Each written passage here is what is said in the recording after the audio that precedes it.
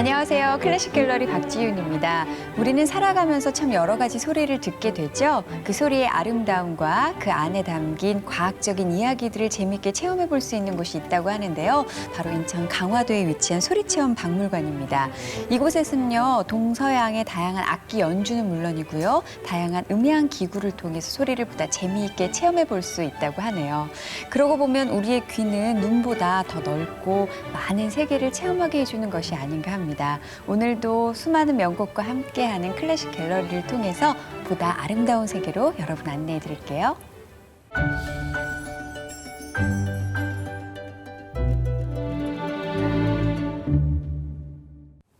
네, 클래식 갤러리와 함께 해주시면서 음악의 지평을 넓혀주시는 두 분 소개해드리겠습니다. 먼저 지휘자이자 음악 감독이신 서희태 선생님, 안녕하세요. 네, 안녕하세요. 네, 저희가 흔히 음악을 하시는 분들 하면요, 절대 음감이라던가 그런 청각에 대한 남다른 재주가 있다고 생각을 하거든요. 선생님 경우는 어떠세요? 음악하는 사람들은 정말 귀가 좋아야 돼요.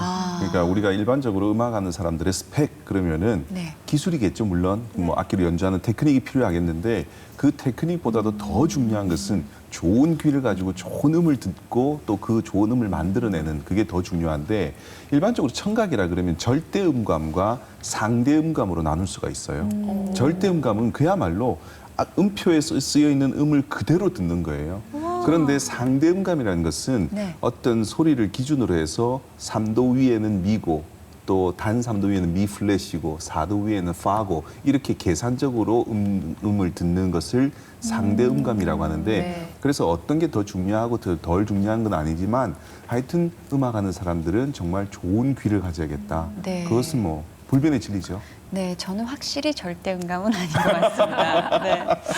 또 이분과 함께라면 클래식을 좀 더 세련되고 멋지게 즐길 수 있을 것 같습니다. 모델 박둘선 씨 함께 해주고 계신데요. 안녕하세요. 네, 안녕하세요. 네. 저희도 뭐 절대 음감까지는 아니지만 이 프로그램 하면서 나름 귀가 트이고 있잖아요. 그렇죠. 네. 저는 절대 어떠세요? 음감에 도전하고 싶네요. 아, 근데 이런 도전이란 단어를 쓸 수 있는 이유가 사실 좀 다양한 악기의 음악을 제가 이렇게 오랫동안 들어본 적이 없었던 것 네, 같아요. 그렇죠. 그리고 매주 한 번씩 이렇게 다양한 스토리와 그리고 다양한 작곡가의 음색을 이렇게 들으면서 귀가 좀 열린다? 네. 그리고 마음이 좀 열린다?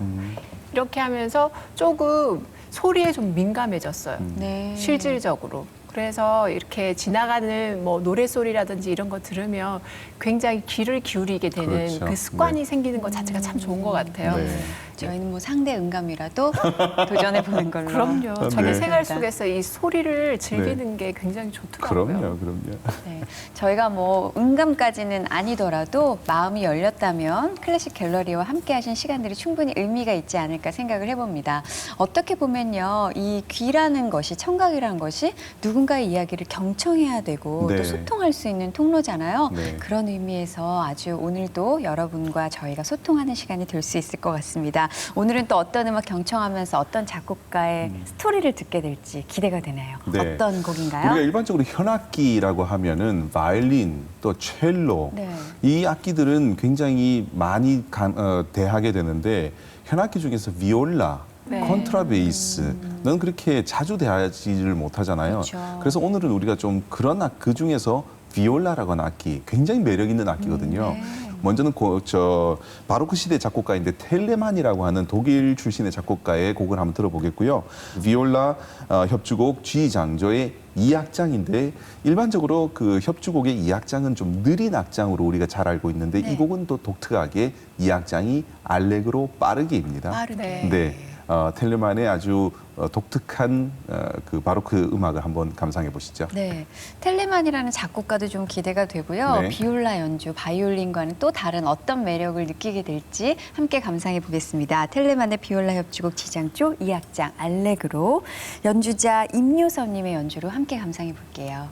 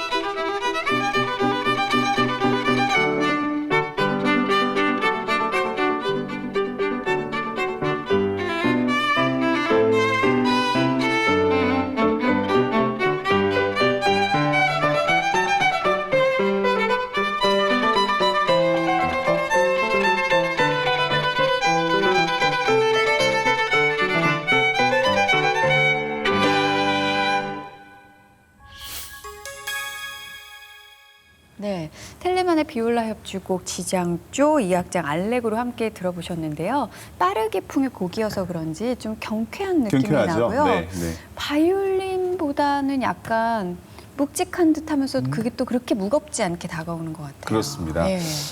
이 곡이 일단은 이제 그 비올라는 악기를 우리가 좀 이해를 해야 되는데요. 네. 바이올린보다는 좀 크기가 커요. 그리고 첼로보다는 작고. 그래서 악기가 크기가 커질수록 좀 저음의 소리를 내거든요. 네. 그래서 이 비올라라는 악기 자체가 가지고 있는 이 특징도 굉장히 온화한 특징을 갖고 있기 때문에 많이 이렇게 독주 악기로서보다는 일반적으로 합주 악기로 많이 이용되는 악기고요. 하이든이라고 하는 작곡가가 현악 사중주의 아버지라고 일반적으로 얘기를 하거든요. 그 현악 사중주에 필요한 악기가 제1 바이올린과 제2 바이올린, 비올라, 첼로예요. 네. 그러면서 이 비올라라는 악기가 굉장히 활발하게 사용이 되죠. 그리고 이제 하이든 바로 뒤에 나오는 베토벤이라는 작곡가에 이르러서 결국은 이제 이 비올라라는 악기가 독주형 악기까지 이제 발전하게 되는데 이미 이 바로크 시대의 텔레만이라는 작곡가가 비올라를 독주 악기로 썼다는 것 자체가 좀 고무적이고 네. 그래서 이 작품이 음악 역사상으로도 굉장히 중요한 위치를 차지하고 있는 그런 곡이라고 볼 수 있습니다. 네. 저는 지금까지 비올라 이렇게 하면 바이올린보다 좀 크고 큰 악기. 그리고 또 뭐 소리로 따지면 소프라노보다는 음색이 좀 낮은 알토의 음색이다 그렇죠. 네, 단순하게 생각했었거든요. 그 정도 알고 계시는 것도 굉장히 아유, 많이 그럼요. 알고 계시는 거예요. 근데 네. 선생님 말씀 듣고 보니까 정말 이게 협주곡에 있어서 비올라가 얼마만큼 조화를 이루는데 네. 필요한지도 좀 네. 생각이 들고요. 네. 어떻게 보면 오늘 이 시간이 비올라의 재발견이 되지 않을까 그렇죠. 기대함이 되는데요. 우리가요 사실은 그 독주형 악기, 바이올린 같은 악기들은 거의 정말 독주로 사용하기 때문에 화려하고 언제나 돋보이는 악기잖아요. 네.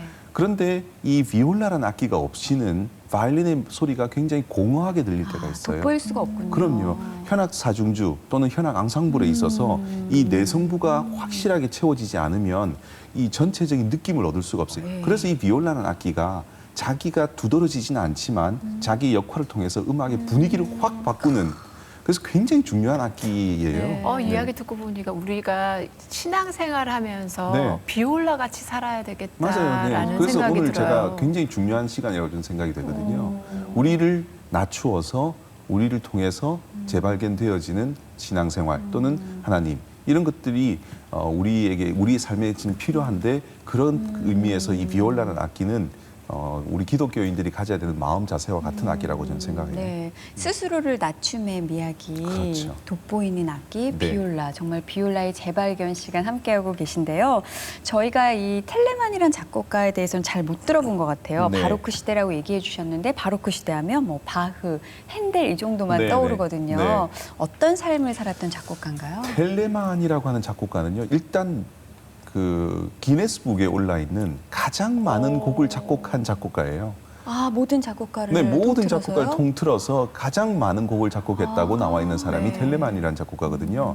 이 텔레만이라는 사람은 1500년도 후반부터 1600년도 후반부터 1700년도 초반에 살았던 작곡가인데 이 작곡가가 일반적으로 그 확인된 곡만 800여 곡의 곡을 확인을 했고 여러 학자들이 말하기로는 약 3,000곡 정도의 곡을 작곡을 했다라고 얘기를 해요. 그래서 칸타타라고 하는 우리 교회에서 많이 네. 썼던 이 네. 칸타타라는 곡만 해도 약 1,000곡의 곡을 작곡한 정말 어마어마한 다작을 했던 작곡가고요. 네. 이 텔레만이라는 작곡가가 오늘 우리가 들었던 이 비올라 협주곡 G장조 이 곡을 통해서 비올라라는 악기를 합주용 악기가 아닌 독주용 악기의 위치에까지 올려놓은 그런 역할을 한 작곡가가 텔레만이라는 작곡가여서 뭐 말씀하신 것처럼 바로크 시대에 이르면 우리가 바흐, 핸델 이 두 작곡가를 생각하지만 그들 뒤에 감춰져 있는 듯하지만 어떻게 보면 그 시대에 바흐와 핸델보다도 더 뛰어났던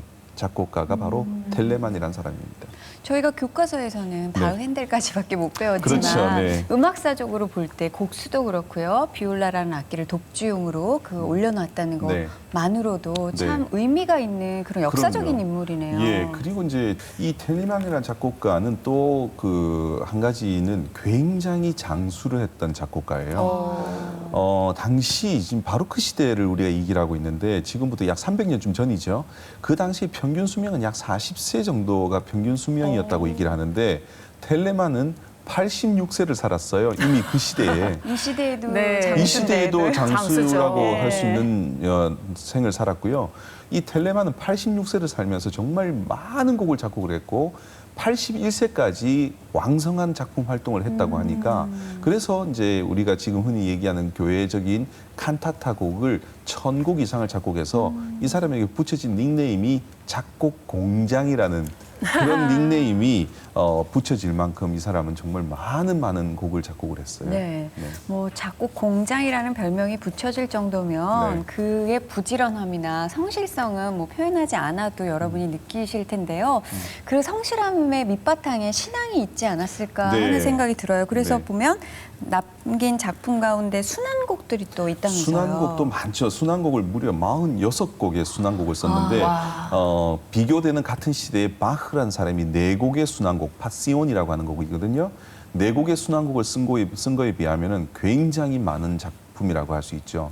특히나 이 순환곡이 그 텔레만에게 중요한 이유는 그 텔레만이 직접 이 순환곡에 가사까지 직접 썼어요. 텔레만은 굉장히 오랜 시간 동안 자기가 신약 성서 전체를 음악으로 만들 계획을 가지고 있었거든요. 네. 그래서 우리가 순환곡이라 그러면 이제 예수님이 저 감람산으로 올라가셔서 거기서 기도하시고 그 다음에 고난 당하시고 십자가에 돌아가시고 하는 이런 내용이 순환곡인데 이 내용을 가지고 무려 46편의 순환곡을 작곡을 했으니 그 가사도 본인이 쓰고 얼마나 많은 노력을 했는가 우리가 알 수가 있는 거죠. 성서에 대한 깊은 이해가 없이는 예. 불가능할 것 같아요. 그러니까 음악적으로 이렇게 아무래도 성경 말씀을 이렇게 풀어서 네.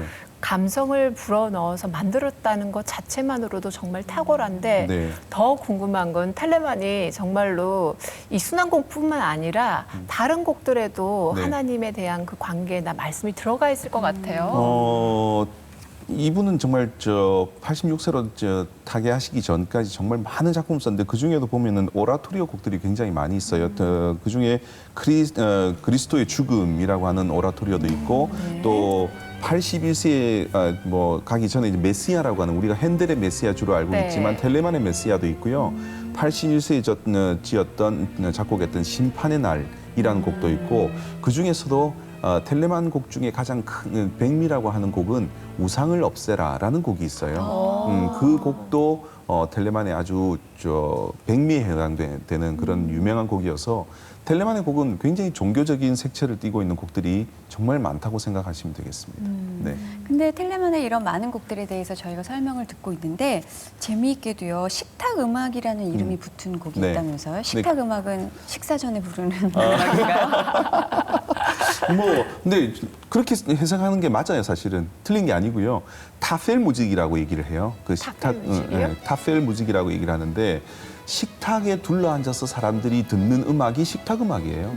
근데 이게 이제 음악의 한 양식이거든요. 과거에 이제 그 르네상스 시대부터 시작해서 19세기까지 있었던 여러 가지 그 긴 시간 동안에 존재했던 음악 양식인데 뭐 궁정이나 아니면 어떤 그 귀족들의 집에서 여러 사람들끼리 모여서 같이 만찬을 하면서 듣는 음악, 그게 우리는 일반적으로 살롱 음악 네. 얘기하지만 그 살롱 음악과 같은 부류의 음악을 타펠 무직 또는 식탁 음악이라고 얘기를 할 수 있습니다. 전 식탁 음악 탁 하기에 맛있겠다 먹는 것부터 생각이 났는데 요즘 먹는 게 아니라 정말 마음으로 네. 생각으로 이렇게 먹을 수 있는 음식, 음악을 이렇게 불어넣어 줄 수 있다라는 것 자체가 정말 대중적인 작곡가가 아니었을까라는 그 생각이 생각이 갑자기 드네요. 드네요. 요즘 이렇게 식욕의 계절이잖아요. 네. 그럼요. 요즘 맛있는 게 너무 많아요, 그죠?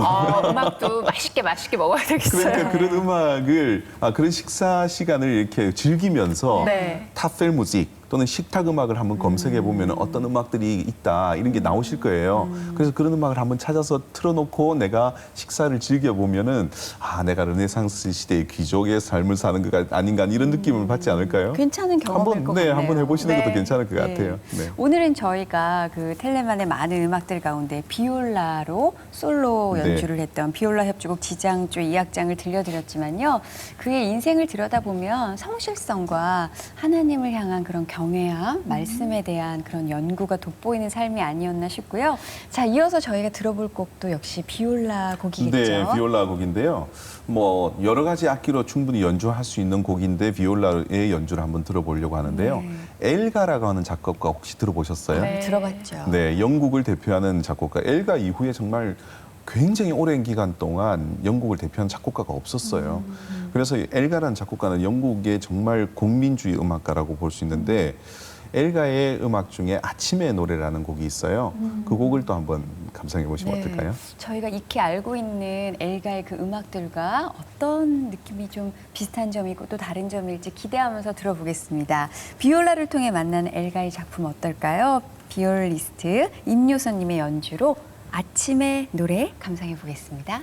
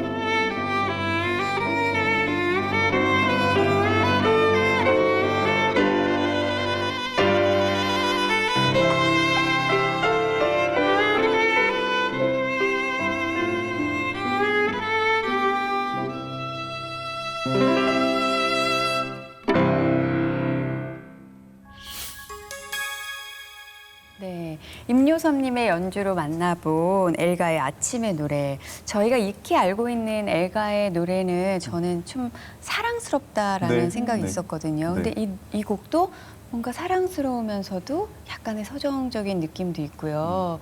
그리고 참 비올라라는 악기가 편안하네요. 그렇죠. 네. 우리가 초반에 말씀을 나눴다시피 이 비올라라는 악기는 자기를 죽여서 전체를 돋보이게 하는 악기잖아요. 그래서 정말 오케스트라에 있어서 정말 중요한 역할을 하는 악기가 저는 비올라라고 생각을 하거든요. 굉장히 매력적인 악기고 뭐 엘가의 음악 하면은 또 딱 떠오르는 건 지금 말씀하신 사랑의 인사. 네. 라라라라라라라라 그 음악이 정말 떠오르는데 네, 그 10명이면 음악과 10명 다 하는 그 네, 곡이에요. 그 음악과 이 음악이 비슷하게 닮아 있잖아요. 네. 그 사랑의 인사라고 하는 이 음악은 엘가가 약혼을 했던 그 해에 약혼을 기념해서 자기의 약혼자 앨리스라고 하는 약혼자에게 작곡해줬던 그 음악이 바로 사랑의 인사라는 곡이거든요. 네. 그런데 엘가가 결혼한 게 32살에 결혼을 했어요. 네. 앨리스가 그때 나이가 40이었어요. 연상녀와요? 네. 그 시대에 네. 8살이나 연상인 이야. 여인과 이제 결혼을 하게 되었는데 엘가가 굉장히 힘든 시간을 지냈었는데 25살에 한번 파혼이 있었어요. 그리고 나서 굉장히 스트레스도 많이 받고 스스로 이렇게 힘든 시간을 겪다가 앨리스를 만나서 결혼을 하게 되면서 그 이후에 엘가의 음악이 지금 사랑의 인사 또 아침의 노래, 저녁의 노래 이런 음악들을 들으면 굉장히 따뜻하고 푸근한 그리고 충만감, 안도감 이런 것들이 드는 음악을 작곡하게 되는 계기가 바로 이 앨리스라는 여인을 만나면서부터죠. 네. 그러면 앨리스와의 행복한 결혼 네. 생활이 이어진 가운데 나온 곡이 아침의 노래라는 그렇죠. 아침의 노래 그 곡이겠네요. 이후에 작곡됐던 곡이고요. 이 아침의 노래라고 하는 곡은 워낙 두 곡이 이제 같이 있어요. 그 작품 번호 15번의 1이 저녁의 노래고요. 작품 번호 15의 2번이 아침의 노래예요. 처음 저녁의 노래라는 곡이 먼저 이제 네. 출판이 되었고 그 반응이 너무 좋아서 그 이후에 이제 다시 작곡한 곡이 아침의 노래. 노래. 네. 네. 뿐만 아니라 뭐 엘가라고 하는 작곡가는 영국을 정말 대표하는 작곡가라고 볼 수 있는데 에드워드 7세라고 하는 당시에 왕이 이 엘가를 굉장히 신임을 했었어요. 그래서 나온 음악이 바로 위풍당당 행진곡이었고 네. 그 위풍당당 행진곡 이후에도 영국의 정신이라든지 제국 행진곡이라든지 제목만 들어도 굉장히 애국적이고 네. 국가를 위한 음악이라는 느낌이 확확 오는 이런 곡들을 엘가가 작곡하게 된 계기가 바로 에드워드 7세라고 하는 이 왕의 총애를 받으면서 그래서 어떻게 보면은 음악과 권력이 이렇게 굉장히 가깝게 만든 작곡가가 또 엘가라고 볼 수가 있죠. 네. 네. 절대적인 신임을 받았으니까 굉장히 편안하게 음악 생활을 이후에는 이어가지 않았을까 하는 생각이 드는데요. 어떠셨어요? 이 곡을 들으시면서? 저는 아침에 노래 들으면서 이렇게 기지개를 켜는 편안하면서도 조금은 분주한 네. 그래서 지금 현재 저의 삶하고는 좀 다른 좀 전원적이면서도 따뜻한 아침이지 않았을까라는 걸 상상하면서 들었거든요. 네. 그래서 선생님 말씀 들어보니까 앨리스라는 그 약혼녀를 만나고 결혼을 하면서 그 사람의 인생이 그 사람의 음악 세계가 다 변했구나. 뭐 사랑의 인사도 그렇지만 아침의 노래에서 조차도 아침에 일어날 때 얼마나 편안했으면 저렇게 비올라의 부드러운 음률과 맞닿아서 이렇게 자기의 스타일이나 이런 것들이 묻어나왔을까라는 네. 생각이 드는데요. 그 중심에서 저는 그게 있는 것 같아요. 가정이 가장 작은 교회잖아요. 이 교회가 남편이 남편의 역할을 하게 되면서 아내가 아내의 역할을 하면서 서로가 사랑하는 그 끈으로 단단하게 묶여져 있는 그 가운데서 음악의 세계도 그리고 국가까지 정말로 네. 왕과의 그런 만남에서 얼마나 떨렸겠어요. 하지만 정말 가정이 탄탄하다 보니까 음악적인 세계가 점점 넓어지는구나 이런 네. 생각도 네. 드는데요. 네. 얼마나 그 가정이 행복했으면 저녁도 노래하고 싶고 아침도 노래하고 싶고 이렇게 아름다운 곡들이 나왔을까. 그렇죠. 예. 네. 참 저희가 음악으로 미루어 보아서 그 사람의 삶이 얼마나 행복할 수 있는지 느껴보는 그런 시간이었는데요. 참 말씀해 주신 게 맞는 것 같아요. 저희가 가장 받은 첫 번째 사명이 어떻게 보면 가정을 꾸리는 거잖아요. 믿음의 그렇죠. 자손들을 퍼뜨리고. 네. 그리고 저 같은 경우에도 제가 집에서 저희 남편이랑 이렇게 조금 다툼이 있다든지 그리고 남편에 대해서 서운한 마음이 있고 그러면 막상 밖에서 나와서 일을 할 때 편안하지가 않더라고요. 그래서 제 지경이 넓어지기는커녕 사실 일이 점점 싫어지고 좀 답답해지고 괜히 날카로워지고 그러는데 엘가는 음악적인 세계를 이렇게 들여다보면 굉장히 충만하면서 행복했던 것 같아요. 네. 서로 서로를 잘 섬기는 아내와 남편의 모습을 이 곡에서 느낄 수 있었는데 선생님은 어떻게 생각하십니까? 네, 저도 똑같은 생각을 하고 있고요. 엘가라는 사람을 우리가 조금 더 알 필요가 있는데요. 엘가는 굉장히 음악적 재능을 타고난 사람이라고 볼 수 있어요. 먼저는 뭐 바이올린 연주자로서도 유명을 했고 또 바이올린 연주자들은 일반적으로 현악기 연주는 능통하지만 이 사람은 또 목관악기인 바수온 연주자로서도 유명했고요. 그래요? 또 건반악기인 오르간 연주자로도 유명하고 그러니까 모든 악기를 다 섭렵해서 다룰 수 있는 굉장한 재능을 갖고 있었고 그런데 이 사람은 정작 우리가 작곡가 엘가로 알고 있는데 그 작곡은 배우지 않은 사람이에요.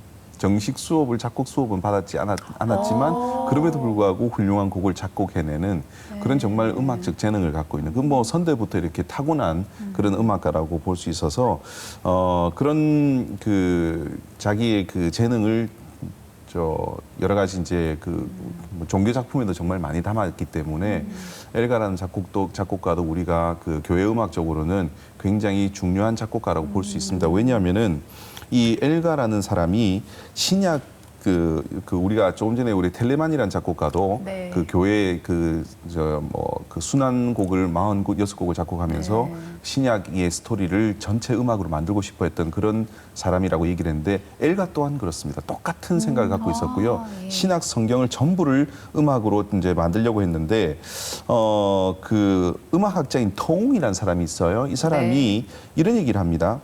음악 역사상 엘가만큼 많은 기간 동안 그의 재능을 바쳐서 성경을 높이려고 했던 음악가는 아마 없을 것이다. 그래서 이 엘가라는 사람은 사도행전 전체를 음악으로 만들었고요.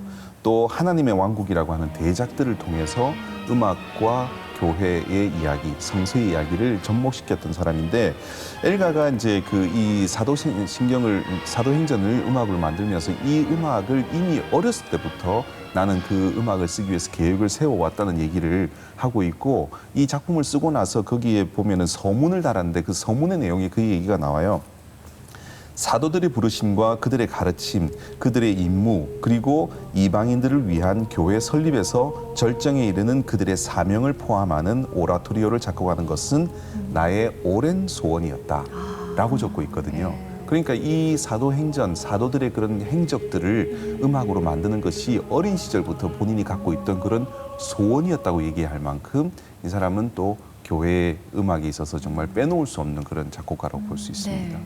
하나님이 주신 재능으로 또 하나님의 말씀을 음악으로 만든다는 거 정말 의미가 있을 것 같아요. 네, 또 어린 네. 시절부터 그런 소원을 가졌다는 게 어떻게 보면 좀 부럽기도 하네요. 같은 신앙인으로서. 네, 그렇기도 하고 제가 이렇게 먼저 말씀이 생각이 나. 먼저 그의 나라와 그의 의를 구하라. 그리하면 그 모든 것을 더하시리라. 네. 그러니까 하나님이 정말 기뻐하시는 그 마음, 말씀을 자기가 가지고 있는 달란트로 이렇게 풀어서 세상에 내보내고자 하는 그 소망이 있었기 때문에 네. 하나님이 그 엘가를 써서 이렇게 세우시고 정말로 다양한 음악 세계를 대중들에게 나눠준 게 아닐까 네.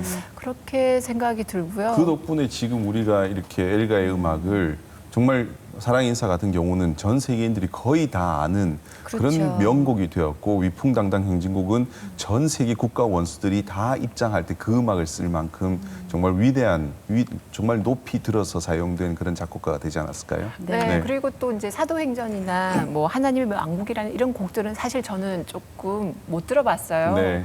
그런데 우리가 믿는 사람으로서 한 번 더 깊이 네. 성경 말씀 읽으면서 음악도 들으면서 하나님을 한 번 더 바라보는 시간이 됐으면 하는 그런 바람이 이 시간을 있어요. 통해서 우리가 다 그런 음악들을 들려주면 정말 좋겠지만 네. 뭐 시간적인 제약이나 어떤 공간적인 제약이 있기 때문에 그러나 우리가 이 시간을 통해서 그런 작품에 대해서 이렇게 그 정보를 드리면 정말 관심을 가지고 한번 좀 이렇게 들어보시는 것도 굉장히 네. 좋을 것 같아요. 네. 사실은 어떤 때 감상을 하고 싶어도 어떤 네. 곡이 있는지 맞아요. 몰라서 못 들을 수가 그렇죠. 있거든요. 네, 네. 저희가 알려드린 곡들 메모해 두셨다가 감상이 필요할 때 한 곡씩 꺼내서 찾아 들어보셔도 좋을 것 같습니다.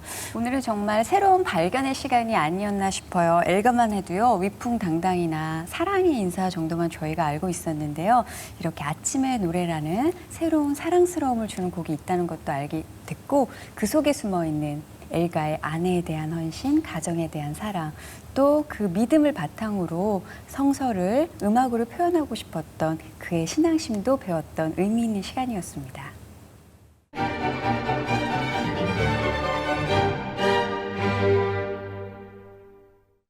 네, 오늘은 특유의 부드럽고 튀지 않으면서도 편안한 음색이 돋보이는 비올라 곡 두 곡을 전해드렸습니다. 텔레만의 비올라 협주곡 2악장 알레그로, 엘가의 아침의 노래 감상하셨는데요. 오늘 이 시간 어떠셨어요? 네, 저는 이때까지 우리가 18편의 클래식 갤러리를 만들어 오면서 오늘처럼 이렇게 작곡가들이 한 마음이 되어서 정말 그 성서의 이야기를 또 믿음을 전파하고 싶어 했던 그런 작곡가들을 똑같은 그런 생각을 갖고 있던 작곡가들을 만나기가 쉽지 않았거든요. 네. 근데 오늘 정말 그런 두 작곡가를 만났던 게 가장 큰 의미였고, 또 비올라의 그 아주 코맹맹한 소리 같지만 그 소리가 그렇게 온화한 느낌을 주는지를 우리가 알게 된 것 같아서 아주 좋았습니다. 네, 박들선 씨는요? 네, 저는 하나님이 사람에게 이 창조력을 주셔서 너무 감사해요. 그 작곡가 한 사람 한 사람이 자기의 생각뿐만 아니라 자기 신념을 이렇게 음악 속에 불어넣어서 우리가 들으면서 사실 좋은 영향을 받는 거잖아요. 근데 그게 창조주이신 하나님께서 그 달란트를 주심에 참 감사드리네요. 네. 그러기에 또 저희가 오늘 아름다운 곡들을 감상할 수 있었겠죠? 네. 독일의 전자음악가 클라우스 슐츠는요, 음악은 잠들지 않고 꾸는 꿈이라고 했다고 합니다. 그만큼 음악이 주는 저희에게 무한한 가능성을 저희가 느껴볼 수 있는 말인데요. 오늘 전해드린 이 비올라의 연주, 꿈꾸기 이보다 더 좋은 음악이 있을까 싶은데요. 비올라 음악 감상하시면서 여러분만의 무한한 꿈을 한번 쫓아보는 한 주 되시기 바랍니다. 다음 주에 저희는 더 편안하고 아름다운 곡들 가지고 찾아뵐게요. 함께해 주셔서 고맙습니다.